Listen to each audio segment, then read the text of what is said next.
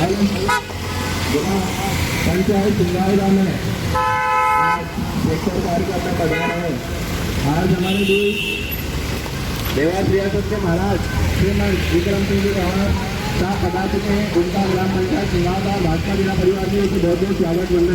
आप लोगों ने ही अपने कीमती वोट देकर इनको पिछली बार विधायक चुना था और आप लोगों को खुद को गर्व होगा कि सही विधायक चुना था, जिसने आप लोगों के इस जनता के पक्ष में अन्याय हो रहा था उसे देखते हुए इस्तीफा दिया था।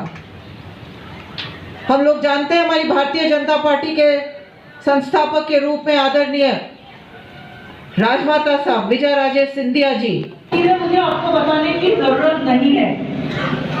मुझे बताने की जरूरत है कि आप लोगों को, आप अपने मुख्यमंत्री को जानते हैं, आप अपनी पार्टी को जानते हैं। अब जिम्मेदारी आपकी ये है कि आपको अपने विधायक को जिता के लाना है।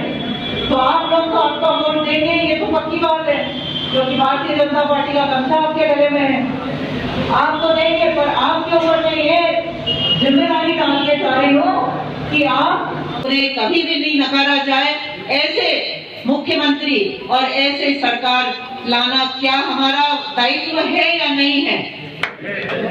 कितना दायित्व है आप सबका? पूरा दायित्व।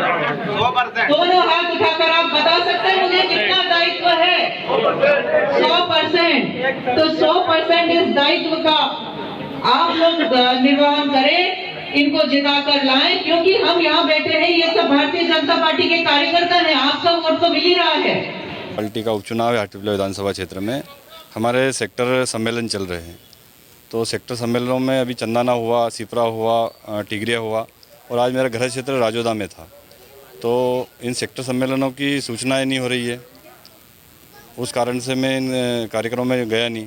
आपको आमंत्रण नहीं आया, सूचना नहीं? हाँ, मेरे को आज आमंत्रण नहीं आया और सूचना नहीं हुई। सूचना हमारे मंडल के अध्यक्ष है, मंडल प्रभारी है, संयोजक है, सह संयोजक विधानसभा के, इनके द्वारा सूचना की जाना चाहिए। मैं इस जिले का मंत्री और इस मंडल में ही निवासरत हूँ और आज मेरे ग्राम राजोदा में ही सम्मेलन था। ये तो क्यों नहीं बुलाया जा रहा आपको? अब ये मैं पार्टी फोरम पर माननीय जिलाध्यक्ष जी और इनके पास मैं ये बात मेरी रखूँगा। मैं क्या लगता है आपको, उपेक्षा हो रही है कांग्रेस से जो लोग आए हैं भारतीय जनता पार्टी में, उनको तो स्टेज पे या मंच पे जगह मिल रही है? हाँ, ऐसा लग रहा है कि जो कांग्रेस से आए कार्यकर्ता वो आगे की पंक्ति में आ रहे हैं और भारतीय जनता पार्टी के जो मूल कार्यकर्ता हैं उनकी अवहेलना हो रही है। आपका जो है राजोदा क्षेत्र है, वहाँ से जो है भारतीय जनता पार्टी ने पिछले चुनाव में कितने जो है बढ़त ली थी, और अब भी क्या मानते हैं आप, ये विधानसभा चुनाव है तो क्या असर पड़ेगा अगर इस तरह से कार्यकर्ता नाराज होगा? हमारा गांव राजोदा पूरा भारतीय जनता पार्टी समर्पित गांव है। लगातार जनसंघ से भारतीय जनता पार्टी वहां से जीतती आई है और आगे भी उपचुनाव भारतीय जनता पार्टी हाटीपिल्ला विधानसभा क्षेत्र में से अच्छे मतों से जीतेगी। माननीय राजू खंडेलवाल जी जिलाध्यक्ष जी के नेतृत्व में हम उपचुनाव पूरा जीतेंगे।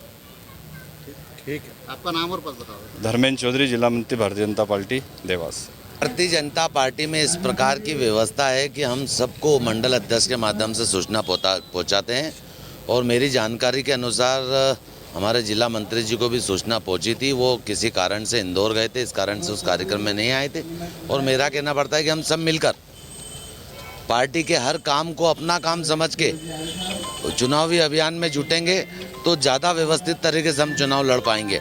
इसलिए हम सब पार्टी कार्यकर्ता पूरी ताकत के साथ भारतीय जनता पार्टी के जीत के प्रति आश्वस्त हैं और सब मिलकर चुनाव लड़ रहे हैं।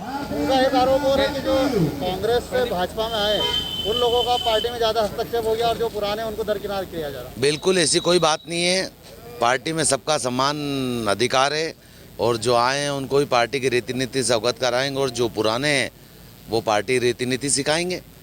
दोनों इस प्रकार से कोई गुटबाजी नहीं है।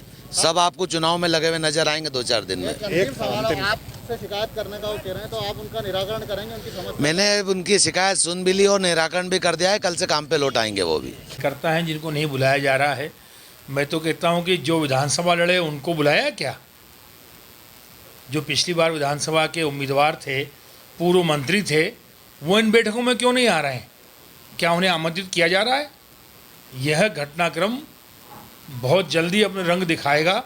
राजनीति में वो कार्यकर्ता जो पोलिंग पे बैठता है, मंडल संभालता है, ब्लॉक संभालता है या जिला संभालता है, उनका अपमान होगा इस तरीके से, तो निश्चित रूप से कार्यकर्ता के मन को ठेस पहुंचती है, और ये मन में जो एक बार अगर टीस बैठ जाती है तो उसका नुकसान निश्चित रूप से उम्मीदवार को भी होता है, पार्टी को भी होता है। उनका ये कहना है कि कांग्रेस से जो बीजेपी में आए उन लोगों को पहली पंक्ति में बिठाया जा रहा है, और जो भारतीय जनता पार्टी में वर्षों से सेवा दे रहे हैं, यहाँ जुड़े हुए हैं, उनको बुलाया तक नहीं जा रहा है।